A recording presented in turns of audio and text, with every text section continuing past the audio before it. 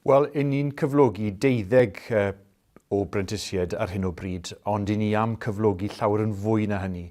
Ac y meysydd ni'n defnyddio nhw yn ein llu ni mewn adnoddau dynol, cyllid, technoleg, ac felly ym mhob cwr a chornel o heddlu Dyfed Powys, mae yna gyfleon i brentisiaid i fod yn gweithio gyda ni yma. Mae'n help enfawr i ni i gyflogi pobl sydd yn lleol i'n ardal ac sydd yn medru'r Gymraeg hefyd. Yma'n Dyfed Powys, y nod yw bod ni'n llu sydd yn hollol ddwyieithog yn y pen draw, ac i helpu ni at y nod hynny, mae yna gyflogi prentisiaid sydd yn gallu medru'r Gymraeg, ac felly bydd ni'n annog unrhyw un sydd yn meddwl am ei gyrfa yn y dyfodol i ystyried wedi weithio ni gyda ni yma ac i defnyddio i sgiliau iaith.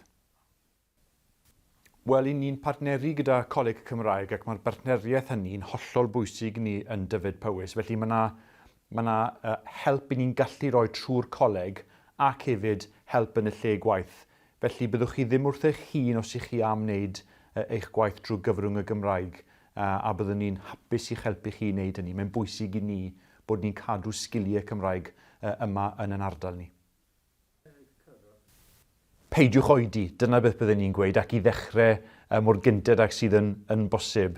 A mae'n teision i ni, os ych chi yn medru Gymraeg, yn amlwg i chi yn os ych chi'n gwylio'r fideo yma, i chi yn deall pa mor bwysig mae hi bod ni yn gallu rhoi gwasanaeth trwy gyfrwng y Gymraeg. Ac os ych chi wedi derbyn y wasanaeth yna yn yr heddlu, mewn meysydd iechyd neu yn yr ysgol, ac gan bod chi'n deall pwysigrwydd yr iaith Gymraeg i'r gymuned, mae'n bwysig bod ni'n cyflogi chi yma i fedru'r iaith yn fewnol o fewn y llu wrth cymdeithasu gyda pobl sydd yn gweithio ar y cyd gyda chi, ond hefyd allan yn ein cymunedoedd.